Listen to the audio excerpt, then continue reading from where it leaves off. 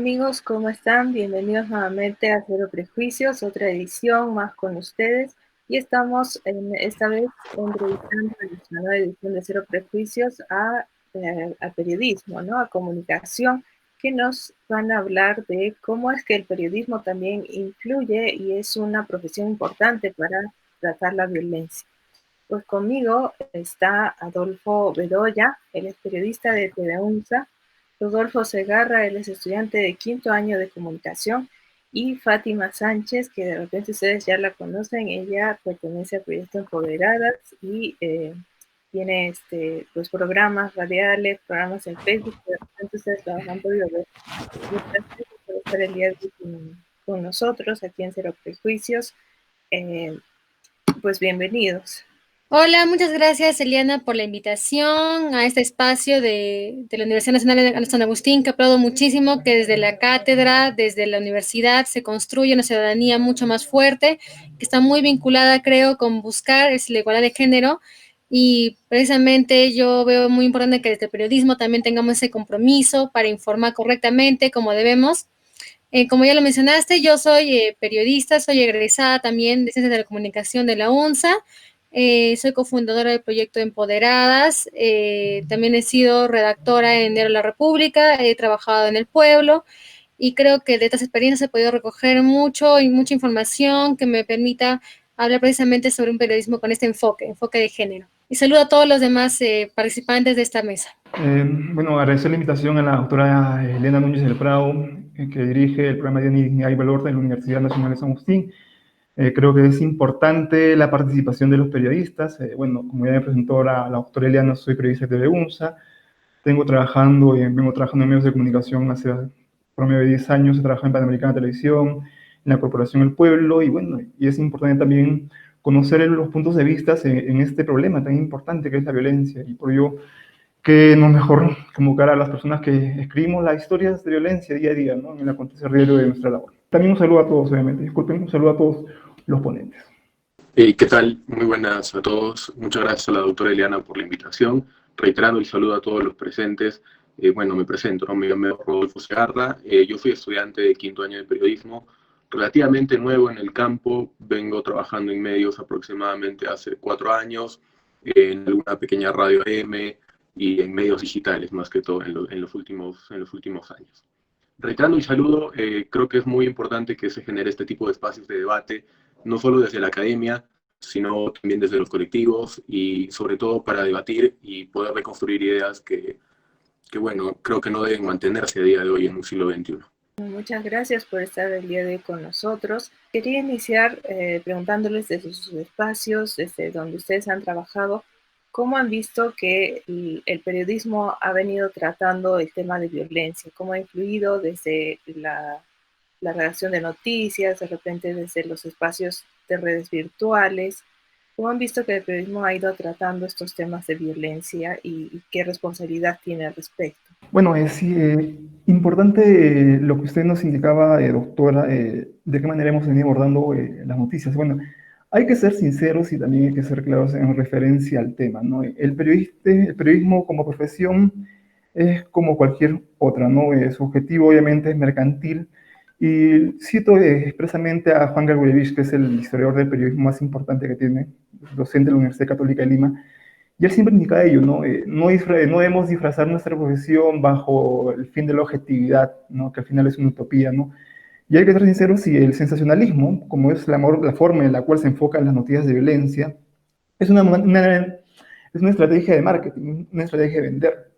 Porque al final cuando vemos de qué manera se abordan los temas de violencia, cómo se narran las historias, no se narra, no se hace énfasis en el problema en sí, no se dramatiza, no se busca culpable, se hace toda una historia, y por ello incluso hemos visto que hay espacios televisivos dedicados a ellos, ¿no? A dramatizar la violencia, pero no a enfocarnos, no a convocar a los especialistas, e incluso muchas veces no se recurren a las 3 fuentes que debe recurrir todo periodista en el momento de contar sus notas, ¿no? Creo que en teoría cuando nos formamos en las aulas, siempre vuestros docentes nos decían que debemos recurrir a 3 fuentes como mínimo, pero ¿qué hacemos cuando abordamos un tema de violencia? Simplemente vamos al hecho, no constatamos fuentes, y sobre todo también abusamos de nuestra potestad, de nuestro supuesto poder, entre comillas, que tenemos, y de incurrir incluso en algunas faltas éticas, ¿no? De recurrir incluso, de tratar de que la persona involucrada que es víctima de violencia se manifieste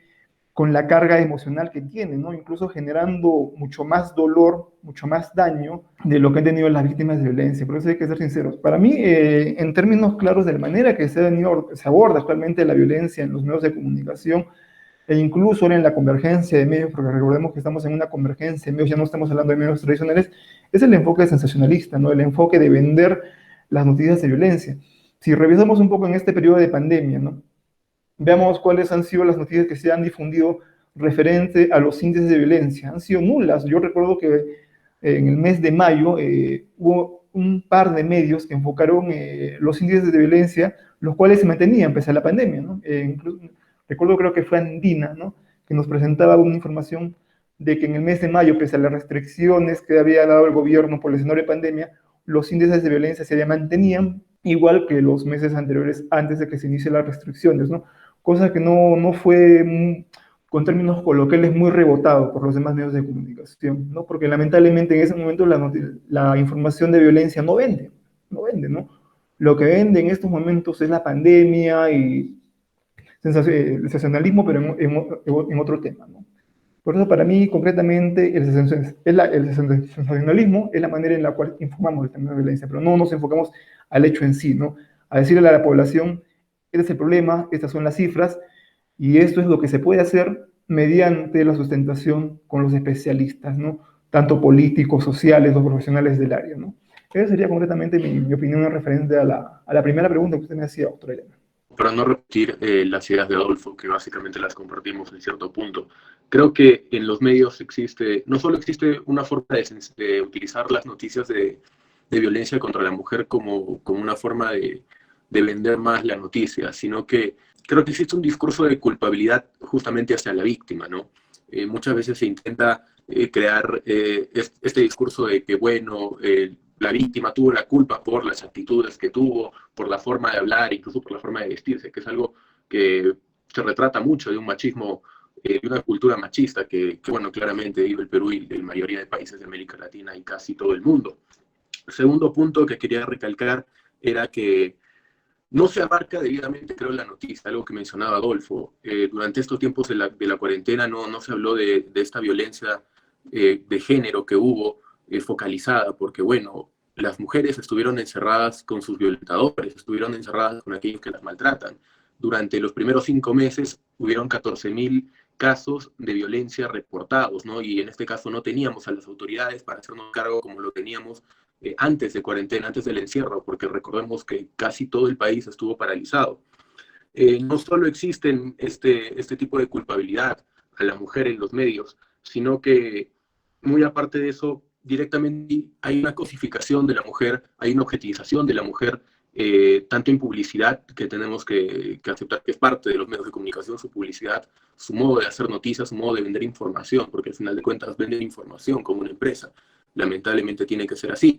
Y objetivizan a la mujer, lo utilizan como un objeto, la venden, incluso venden este concepto de feminidad dentro de los realities, como podríamos decirlo, la misma propaganda, donde la mujer aparece directamente como un objeto, no como algo, no como una persona, sino como un objeto. Pongamos de ejemplo las propagandas de cerveza, ¿no? Donde las mujeres aparecen en ropa de baño y literalmente no dicen nada, solo aparecen en la publicidad al lado de envases, al lado de autos. Bueno, solo venden a la mujer como un objeto porque no dicen nada dentro, no aportan algo dentro de la publicidad. Muy aparte de esto, se ha utilizado muchos de estos programas de denuncia o supuesta denuncia de violencia contra la mujer para escandalizar mucho más estos problemas, para generar morbo, para generar más audiencia, para generar más visitas en este tipo de programas, ¿no? Que al final de cuentas creo que no dan un discurso correcto sobre cómo prevenir o cómo evitar, mejor dicho, la violencia contra la mujer. No es un discurso que ataque directamente al problema educativo machista que existe en el Perú. Entonces, creo que los medios de comunicación tienen que hacer un mea culpa muy fuerte, porque son justamente ellos los que crean esta información, los que crean este lenguaje, los que crean esta realidad y esta cultura, y siguen construyendo, siguen aportando a la construcción de futuras generaciones machistas o futuras generaciones que siguen pensando de una forma retrógrada que podríamos decir de un feudalismo. Eso sería mi aporte, básicamente, para no repetir lo que dice Adolfo. Sí, coincido en ciertos puntos con los colegas. En definitiva, yo creo que para abordar la violencia de género con digamos, con un enfoque mucho más preciso que construya realmente la ciudadanía que queremos, necesitamos herramientas, ¿no? Yo creo que el periodista debe ser el primero en estar informado, ¿no? Para informar a los demás, el primero que debe estar capacitado, que debe conocer las herramientas, debe ser el periodista, ¿no? Creo que todo parte primero de que el enfoque ha cambiado, ¿no? O sea, realmente no podemos hablar de que hace 20 años había realmente esta crítica, o hace 70 años cuando las mujeres eran expuestas en los medios de comunicación como un producto, como un escaparate, ¿no? Básicamente solamente su cuerpo, ¿no? Yo creo que ha pasado mucho tiempo y es un conocimiento que se ha ido construyendo. Creo que el periodismo es dinámico, tiene que estar acorde con los tiempos y poco a poco se está acomodando a que las mujeres somos más, estamos dándonos cuenta realmente cuál es el periodismo que es nuestro aliado, cuál es el periodismo que nos representa, cuál nos está ayudando realmente a luchar contra la violencia de género, ¿no? Y es algo que los periodistas tenemos que estar siempre a la vanguardia, en todo momento leyendo, informándonos, cuáles son las terminologías, ¿no? ¿Cómo se nombra la violencia? ¿Cómo la identificamos? ¿Cómo buscamos las fuentes, ¿no? Como bien mencionaba el anterior ponente, el primero, por ejemplo, ¿no? Utilizar las fuentes, pero ¿qué fuentes, no? O sea, a veces hay muchos casos de la violencia de género, cuando hablan de un feminicidio, la primera fuente es el vecino, ¿no? El vecino no es la fuente, porque el vecino dice, es que la jovencita salía mucho de fiesta, ¿no? O juzga, entonces no es una opinión objetiva. Yo creo que hay que comenzar a informarnos mucho mejor, a estar mucho más capacitado. Es una responsabilidad, uno de los periodistas, pero también en conjunto con los medios de comunicación, ¿no? ¿Qué tal en Arequipa? ¿Qué esfuerzos han hecho los medios de comunicación para capacitar específicamente sobre este tema, ¿no?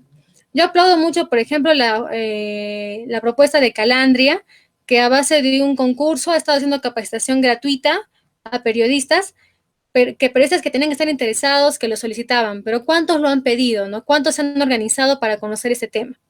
Creo que se plantea mucho desde del juicio propio, de autocrítica, ver cómo estamos contribuyendo, pero en segundo punto, con estar correctamente informados. Hay están surgiendo manuales de redacción, está saliendo protocolos, incluso desde el Ministerio de la Mujer, para que los periodistas sepamos mejor sobre cómo hablar estos temas, ¿no? Por ejemplo, estaba consultando últimamente un manual de lenguaje inclusivo. El lenguaje exclusivo, o sea, el lenguaje que nos excluye a las mujeres, también es una forma de violencia, ¿no es cierto? No hablar de nosotras, cómo participamos nosotras, también es una forma de violencia que ejerce directamente quien escribe, quien redacta, que somos los periodistas, ¿no?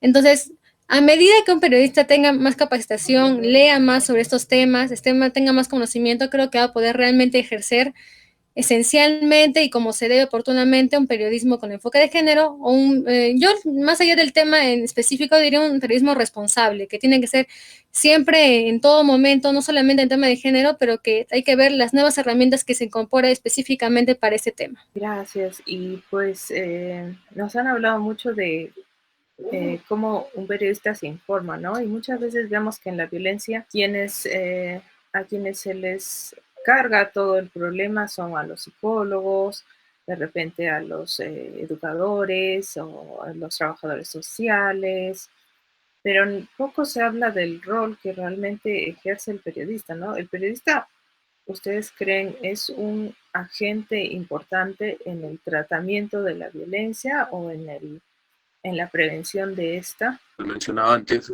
justamente el periodista tiene un rol muy importante dentro de cómo difundir esto de la noticia. Fátima lo decía muy bien.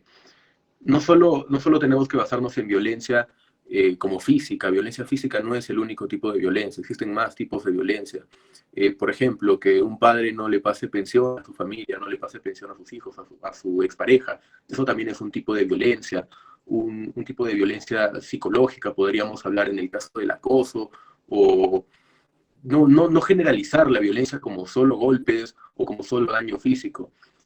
Algo importante dentro de eso es que, también lo mencionaba Fátima, que no existe un vocabulario desde la academia o no existe unas clases de redacción desde la academia que te ayude a redactar aportando al caso, porque tenemos que entender una cosa, el periodismo no es objetivo, lo decía Adolfo, el periodismo no es objetivo, esa es una mentira que lamentablemente se tuvo por mucho tiempo en la academia, ¿no? Menos mal, en los 5 años en los que yo estuve, no se empezó a repetir ese discurso, ¿no? Todo periodismo es subjetivo y todo periodismo tiene que tomar posición.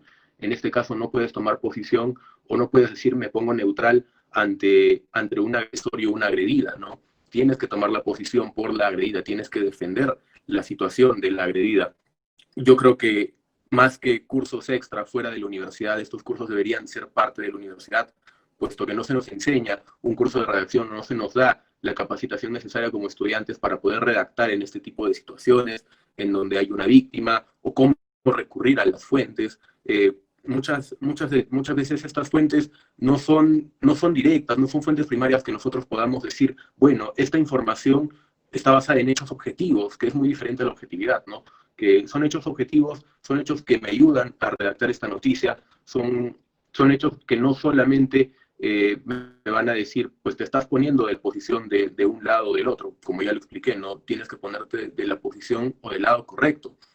En este caso, el periodismo tiene que cambiar esta forma de dar la noticia, de dejar de venderla como crímenes pasionales, que eso se ve mucho en redacción regional, en redacción nacional. Se ve mucho de esto de la utilización del crimen pasional. Yo no creo que deban denominarse crímenes pasionales, porque la pasión o el amor no tiene nada que ver con asesinato, con violencia, con acoso, con violaciones, incluso con asesinatos o feminicidios. Es básicamente una forma de seguir apoyando a este tipo de cultura o a esta forma de ver las cosas en donde se intenta quitar la culpa de cierta forma al agresor con esto del crimen pasional, justificándolo como que lo hizo por amor, porque su pareja lo dejó o porque no lo dejó ver a sus hijos. Yo creo que en este caso, desde la academia se tiene que enseñar justamente a tomar estas noticias, se tiene que enseñar a redactar estos casos, no solo en estos casos, sino en diversos, pero en específico en este caso, porque estamos hablando de personas, estamos hablando de humanos, estamos hablando de la mujer, no necesariamente de un grupo pequeño, son la mitad de la población. El error principal, creo, es que por mucho tiempo la universidad, la academia, los profesores han sido o han pensado de manera muy conservadora y con la nueva apertura, con esta nueva forma de pensar de muchos de los estudiantes, que afortunadamente somos más los que pensamos de esta forma en la universidad, no se adaptan y quieren seguir enseñando de una forma igual que ellos aprendieron, ¿no? De una forma muy dogmática, que al final de cuentas no se refleja mucho en la realidad. Yo, desde mi perspectiva, yo creo que efectivamente el periodismo tiene un rol importante en tanto en prevenir como abordar y realmente tener una conversación adecuada respecto a la violencia de género. En primer lugar, creo que comenzamos por la mirada, ¿no? O sea, el periodista, ¿qué mirada tiene la violencia de género, no? Creo que en este caso, como mencionaban mis compañeros, hay que, en mi caso, por ejemplo, yo siempre, cuando hablo de mi trabajo o hago entrevistas, etcétera, siempre menciono en primer lugar que yo soy periodista feminista para que entiendan cuál es mi enfoque, ¿no? Cuál es mi forma de conversar, qué es el discurso que yo le doy importancia y por qué me parece hablar primordialmente de ciertos temas y otros no. O mejor dicho, de qué temas deseo abordar con mucha más profundidad, cuáles son los que me generan más preocupación, etcétera, ¿no? Por ejemplo, yo creo que el periodismo no solamente en abordar específicamente un hecho de feminicidio, ¿no? Sino qué información adicional estamos brindando. Por ejemplo, una de las políticas últimas que ya estaba aplicando yo a manera de redactar estos casos era, por ejemplo, incorporar dentro de la noticia los datos o información que ayude a víctimas a denunciar o identificar los casos de violencia. Una mujer que lee una noticia sobre un caso de feminicidio, intento de feminicidio o acoso, e ingresa a la nota, no solamente tiene que llevarse la información de ese caso, ¿no? De conocer un nombre, el qué, por qué, para quién y las preguntas, digamos, básicas que tiene que responder el periodismo. No, sino el agregado que es que pueda ayudar realmente a aquellas mujeres que son víctimas. ¿Cómo? Direccionándolas a los números del Ministerio de la Mujer, de los centros de emergencia mujer. Si es un medio local, ¿por qué no de repente poner los números objetivamente específicamente de Arequipa, de Cusco, Tacna, de Moquegua, etcétera? Si es un medio nacional, ¿por qué no brindar de repente la línea 100? incorporar una infografía que ayude a identificar a la víctima. O sea, creo que la diferenciación en cuanto a los medios de comunicación y el discurso como periodista que tenemos es qué información adicional estamos dando, además de la noticia, que ayude realmente a las víctimas y a las personas que identifiquen esa violencia. En segundo lugar, tiene que ver, creo, con el papel que tenemos en cómo entendemos los casos, en cómo los narramos. Las historias no solamente no son historias de personas que no existen, sino que tenemos que tener mucha sensibilidad para hablar de ellas. Tenemos que tener mucha comprensión, empatía, para narrar lo que sea necesario, no lo que sea morboso. No decir cuántas veces la apuñaló, sino ni decir por qué, o tratar de justificarlo, o darle tanta importancia si estaba ebrio o no, o ciertos datos que nublan realmente el enfoque que se debe dar a que hubo un crimen que tiene que ver con la violencia de género, ¿no es cierto? Y creo que tiene que ver también con lo que yo mencionaba al inicio, ¿no? O sea, la violencia que de alguna manera podemos ejercer los periodistas al no visibilizar a las mujeres. Yo lo primero que hice cuando comencé a entrevistar a mujeres era darme cuenta de que muy pocas de ellas habían sido invitadas a otros programas o medios para dar su opinión. ¿Por qué? Porque los periodistas no suelen tener en su lista de especialistas a mujeres, ¿no? O sea, suelen ser los mismos de siempre que vuelven a consultar. Y si revisan su agenda, realmente se dan cuenta, y también me pasó a mí, que la mayoría eran hombres. Y no mostrar sus voces permite que no, o sea, ese enfoque que se está perdiendo no ayuda a entender mejor la noticia o a contextualizarla. Evidentemente, una mujer que hace activismo en temas de género, o una mujer que participa de marchas, o que sea de organizaciones de base, tiene un conocimiento valioso que se debe recoger por los periodistas. No es una opción, yo creo que es una obligación de todos, de todas, tener precisamente esos contactos con mujeres que nos ayuden a ampliar lo más posible ese evento particular para entender cómo encasilla en una problemática social que es la violencia. Si no lo entendemos de esa manera, creo que no estamos haciendo realmente el trabajo que debemos, ¿no?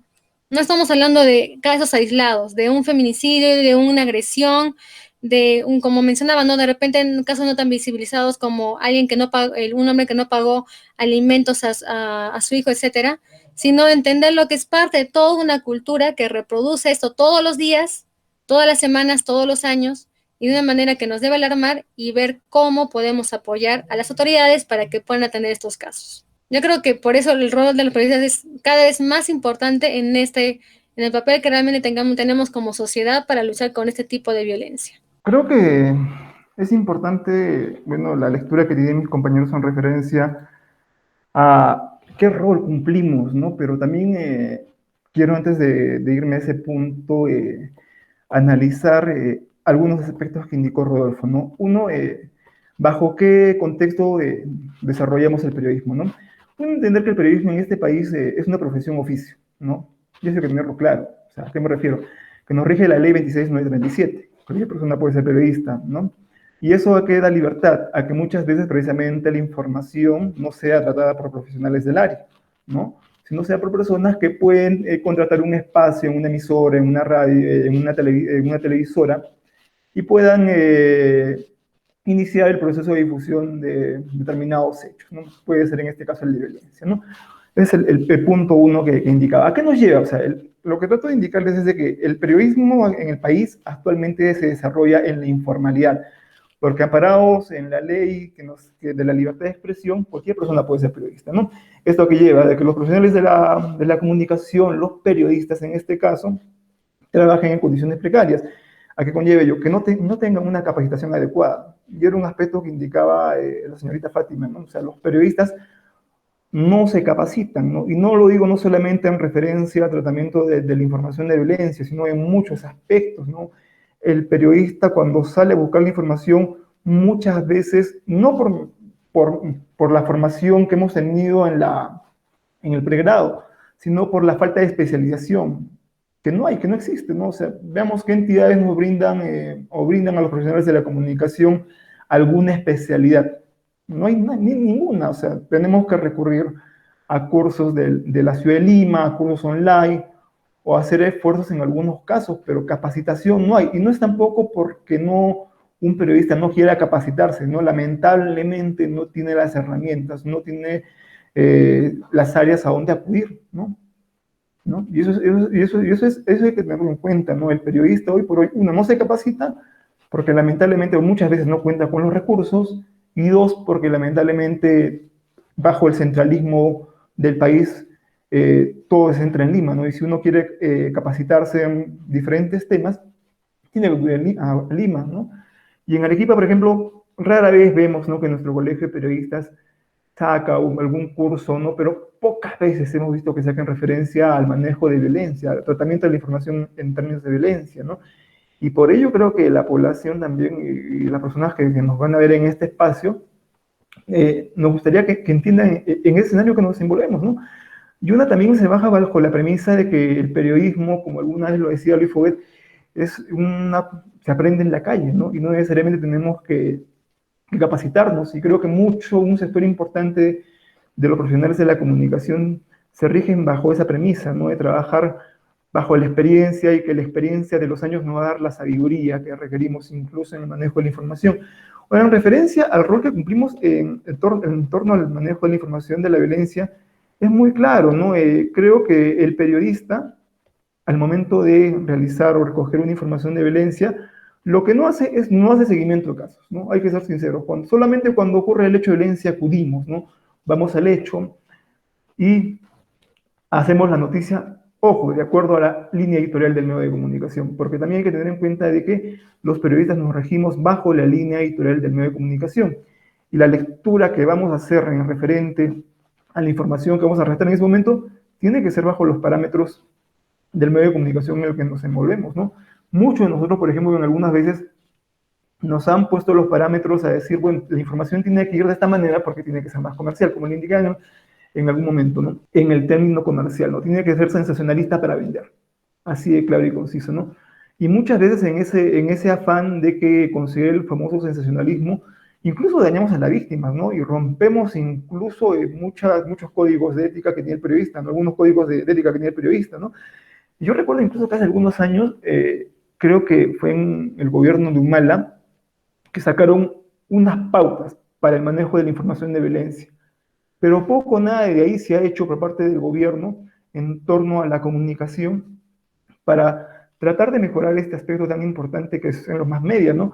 Y era también lo que indicaba la señorita Fátima, ¿no? Que es un aspecto muy importante. Cada periodista tiene una lectura propia, ¿no? Y creo que en ese sentido los periodistas debemos también empezar a reflexionar en qué sentido venimos manejando la información, ¿no? Y como le indicaba también, ¿no? O sea, hacemos periodismo en torno a la violencia, pero solo vamos cuando hay violencia, pero no hacemos el seguimiento, ¿no? No hacemos el seguimiento, ¿qué pasó con la víctima, ¿no? ¿Logró superar este problema? ¿Lo hizo? ¿No?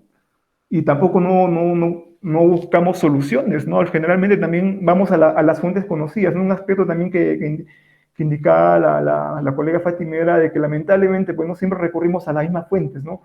Pero no recurrimos a otra fuente que quizás nos puedan dar otra lectura, que quizás nos puedan dar otra perspectiva. Por eso nuestro rol en torno al manejo de la violencia creo que es muy importante. Uno, deberíamos, del ministerio, el gobierno de turno, ¿no? Debería empezar a dar más herramientas a los profesionales de la comunicación, capacitaciones, porque lamentablemente no las tenemos, y descentralizar, ¿no? Descentralizar ese proceso en las demás regiones, ¿no? Porque lamentablemente cuando se habla de violencia, solo es ese público las que suceden en las grandes ciudades, ¿no? Pero ¿qué pasa con la violencia que ocurre en zonas rurales, ¿no? Donde lamentablemente no hay acceso a la información, no hay acceso a los periodistas, ¿no? ¿Qué pasa con esa población que aún viene siendo excluida, ¿no? Y creo que debería descentralizarse este proceso, ¿no? Iniciarse un proceso y descentralizarse, ¿no? Porque lamentablemente en el país vivimos un centralismo terrible, y eso ha conllevado a la forma en la cual hacemos periodismo, ¿no? Es lamentable, y hay que hacer también una autocrítica, ¿no? Una autocrítica en referente a ello, ¿no? ¿Qué estamos haciendo para prevenir la violencia desde los medios de comunicación, ¿no? Y especialmente los medios comerciales, ¿no? Porque también hay que hacer un énfasis que en los grandes medios, yo lo digo porque he trabajado en un medio como Panamericana Televisión, en la que siempre siempre se incidía en ello, ¿no? La noticia tiene que vender. Y con los colegas que trabajan en los grandes medios de comunicación, no voy a decir nombres, cuando empecé a trabajar siempre me decían ello, ¿no? Haz tu noticia para que venda, ¿no? Tienes que hacer tu noticia para vender. Si no vende, lamentablemente no vas a poder seguir en esta profesión. Pero hay excepciones, ¿no? Por ejemplo, los canales nacionales de Perú, TVUNS, ¿no? Que también bajo la dirección en algún momento de el buen Jorge Calderón Roque, docente de vuestra escuela, ¿no? Él siempre prohibía el abordaje de la noticia sensacionalista, ¿no? Él ponía parámetros para ello. Pero yo creo que es importante, ¿no? La autocrítica y sobre todo para trabajar bajo una buena forma debería trabajarse o deberíamos enfocarnos en tratar también de cambiar las condiciones en las que colaboramos, ¿no? Para mí debemos trabajar en ello, ¿no? Esa sería mi opinión referente a esta pregunta. Y finalmente preguntarles, ¿qué esperan ustedes? ¿Cómo el periodismo va a futuro? ¿Tendría que cambiar o tendría que ser para realmente lograr un cambio cultural, ¿no? En nuestra sociedad respecto a la violencia? Muy bien, yo creo que el periodismo que espero, y no creo que solo yo espero, realmente es algo que es una expectativa, creo, de varias compañeras, que además somos mujeres y estamos en los medios, y de ahí que creo que todos podemos dar testimonio de que en algún momento hemos sentido en carne propia, dentro de la profesión, también la percepción de ciertos estereotipos respecto a nosotras, o comentarios, o formas de violencia que ya se han hablado en los medios de comunicación. Por ejemplo, cuando hubo los despidos en medios de comunicación, pues se comenzaron con mujeres, algunas de ellas que eran directoras. Hubo una, en el caso de una de ellas que era, si no me equivoco, era directora nacional y era la única directora de una sección, y todos los demás que ejercían un cargo, digamos, dirigencial dentro de la empresa periodística eran varones, ¿no? Entonces, desde ese punto también creo que hay una construcción dentro de los medios y fuera de los medios, ¿no? Creo que si es que dentro comenzamos realmente a extirpar ciertas taras, eso se va a proyectar efectivamente a la sociedad. Es un trabajo que tiene que hacerse también, creo, a modo como mencionaban los compañeros, ¿no? Ver los medios de comunicación también como empresas que son, ¿no? Que lucran, que buscan ganancias y que tienen que tener una sostenibilidad. En el segundo punto, yo creo que el periodismo que espero es que tenga una nueva mirada, que realmente contribuya, que ayude a erradicar la violencia de género, que la vea como es, que pueda hablar de ella, que pueda luchar contra los estereotipos que tenemos muchos de nosotros, de nosotras, que es difícil de extirpar, pero que es un proceso de cada periodista que debe ir formándose, esforzándose para ello, hablando con nuevos profesionales, etcétera. Por ejemplo, yo creo que hasta el año pasado era muy, muy raro ver entrevistas a mujeres feministas. Hoy en día incluso podemos ver medios de comunicación que han incluido ya secciones específicamente de género, al ver la necesidad. Yo creo que es un poco el camino en el que incorporen a profesionales, a mujeres que sepan del tema, para que puedan instruir a compañeras y a compañeras para hablar de ello, ¿no? Ahora, me parece que el segundo punto también tiene que ver con la visibilidad, ¿no?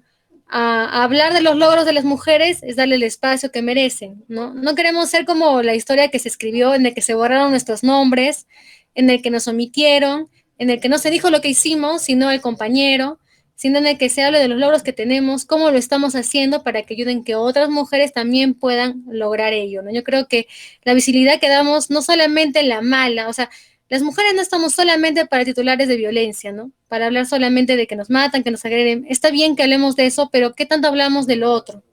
Creo que hay que tener un equilibrio también en ese punto en cuanto al periodismo.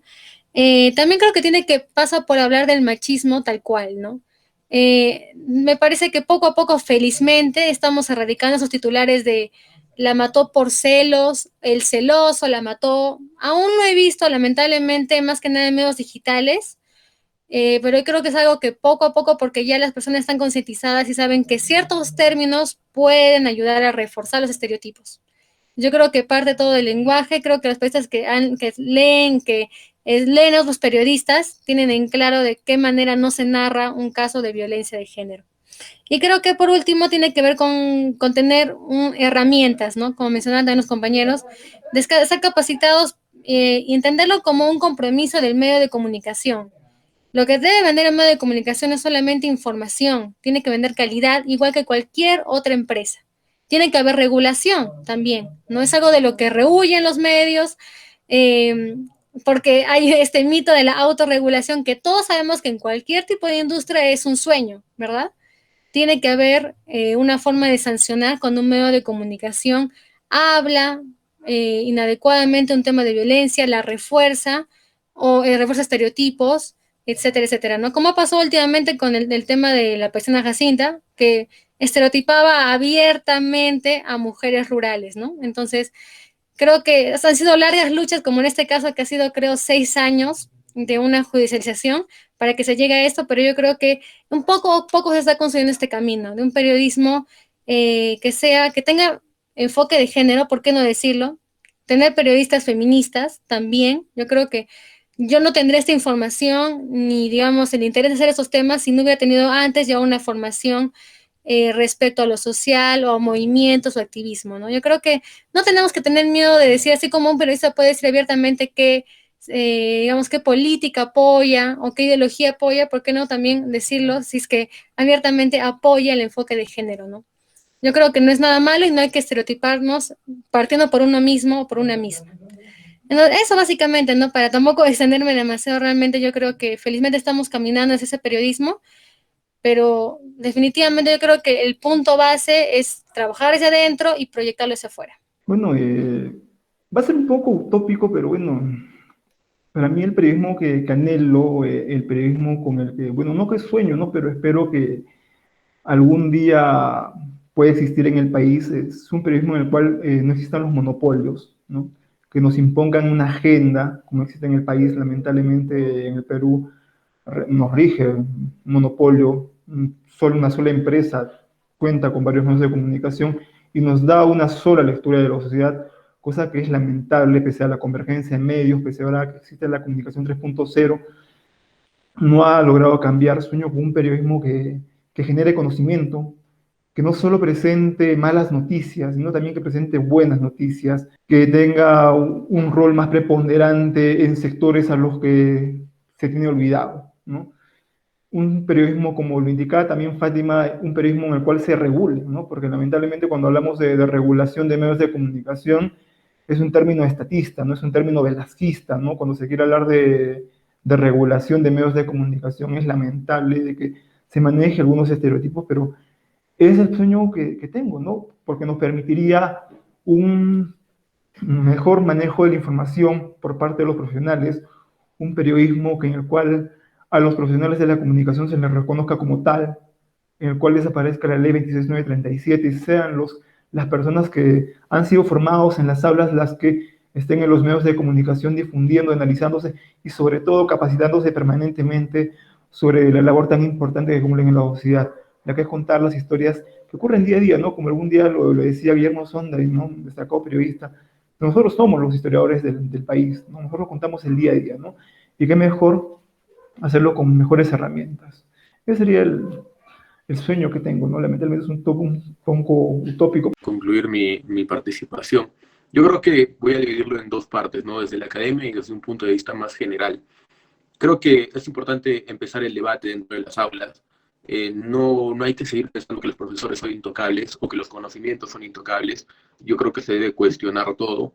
En quinto año, en donde yo me encuentro en el aula de periodismo, afortunadamente somos muchos compañeros los que no nos quedamos callados o que realmente cuestionamos la situación o lo que se enseña porque no consideramos que sea apto para una enseñanza de periodismo en el siglo XXI. Aprovechando eso, ¿no? Una de mis compañeras, Sharon Pérez, yo la verdad siento que es una de esas periodistas que en algún futuro hará el cambio y tomará esta voz de lucha. Y me alegra muchísimo más que el año pasado, cuando empezamos a salir más a campo, encontré a más compañeras en el campo, no trabajando. Eso la verdad me alegra mucho, porque en la mayoría de sectores laborales del Perú no hay muchas mujeres, porque no muchas llegan a tener el acceso a la educación y al trabajo, ¿no? Entonces, creo que esto es algo muy bueno. Aparte de esto, dejando el tema académico de lado, que ya hablaba que los profesores no son intocables y tampoco sus materias y sus conocimientos, todo se puede poner a cuestión. Creo que en el tema general, como periodistas, debemos pluralizar nuestras fuentes, más que todo politizar nuestras fuentes en algún sentido en el que refuercen un discurso que mejore nuestra sociedad. Lo decía Fátima, es importante tener a fuentes feministas, a fuentes que tengan un discurso político y que tengan un conocimiento importante, que nos ayuden no solo a construir este discurso para eliminar estas viejas taras, sino que nos ayuden a educar a la gente desde los medios de comunicación, algo que históricamente no se ha hecho nunca. Un medio de comunicación en el Perú nunca ha tenido ese rol de educador como lo pueden tener en otros países. Acá nunca ha pasado esto, lo decía con lo de la paisana Jacinta. En buena hora que se quitó este programa de la televisión por estigmatizar a la mujer andina. Y no solo viene con este tema de la paisana Jacinta. Si recordamos el problema con, bueno, el fallecimiento de Ivy Ágreda, ¿no? Cuando este señor, si no me equivoco, se llama Mateo Garrido Leca, hizo este tuit, pucha, que la verdad lamentable, ¿no? Él no es periodista, por ejemplo, sin embargo es que en un medio de comunicación no significa que por ser periodista no estés en un medio, pero por lo menos tener los conocimientos básicos. Un tuit lamentable o una pregunta que hacen una temática en radio, que a quién quemarías, yo creo que está totalmente fuera de contexto y cualquier persona con sentido común se hubiera dado cuenta del error y no lo hubiera cometido. A esto salieron a reclamarle muchos periodistas, dentro de ellos Beto Ortiz, que la verdad no me parece un ejemplo de periodista como para salir a criticar cuando en su programa El Valor de la Verdad, que es básicamente vender la realidad o vender la vida de una persona por un poco de dinero. En su primer programa, no recuerdo el nombre de la señorita que hizo ese primer programa, que lamentablemente por ventilar su vida por un poco de dinero terminaron matándola. Talía, si no me equivoco, la señorita Rotalía, que falleció por culpa del programa, no por evidenciar la vida privada de esta señorita. Entonces yo creo que a un futuro el periodismo tiene que cambiar, el periodismo tiene que volverse independiente de la publicidad, independiente del dinero que genera por vender noticias, porque tenemos que recordar que la información y las noticias son un derecho que tenemos todos.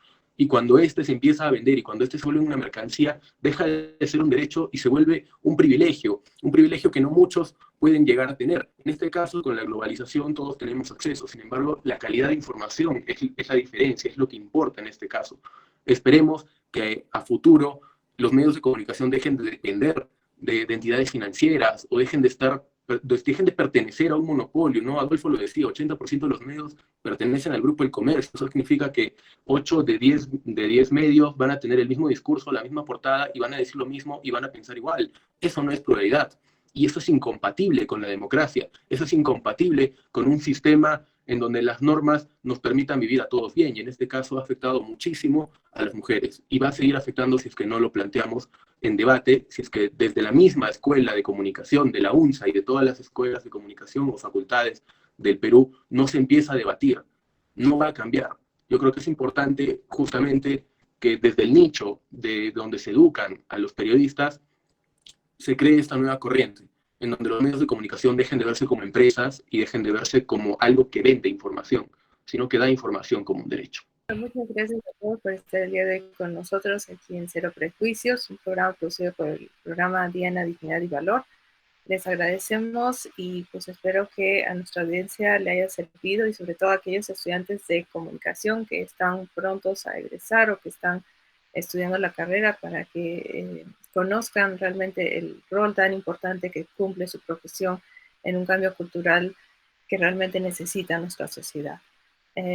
Pues les agradezco por estar el día de hoy con nosotros y los dejo para que se despidan de nuestra audiencia. Espero que les haya gustado este debate de ideas desde varios puntos de vista. Como lo dije, es importante que se creen estos espacios de pluralidad, estos espacios de debate de idea, que no solo sea desde la universidad, que sea en todo lado, que sea desde casa, que sea desde el vecindario y que llegue a la política, que al final de cuentas somos ciudadanos y hacemos política. Y esto que hacemos es política y tiene que cambiar el mundo, tiene que cambiar el mundo por bien. Bueno, agradecer la invitación al programa de Diana y Dignidad y Valor de la Universidad Nacional de San Agustín por esta invitación. Creo que es importante de que los profesionales de la comunicación también demos a conocer la lectura que tenemos en referente al trabajo que venimos realizando, ¿no? Y de qué manera venimos informando ese tema tan importante como es la violencia.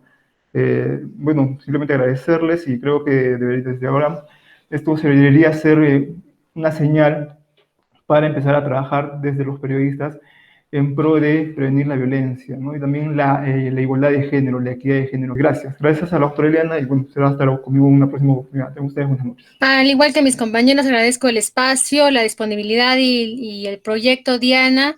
Me parece que es importantísimo que se mantenga, que realmente la universidad le dé toda su confianza para que podamos seguir trabajando, se pueda seguir trabajando estos temas poco a poco y que realmente puedan, así como el efecto que hace la gota en la roca, podamos ir realmente haciendo el efecto que deseamos en la sociedad. Y nada, bueno, también invitarles a quienes estén viendo todavía este video, de que puedan seguir la página de Empoderadas, puedan entrar, tenemos contenido interesante. Vamos a tener una etapa de lanzamiento con nuevos contenidos respecto ya por el cambio que ha habido respecto a la pandemia.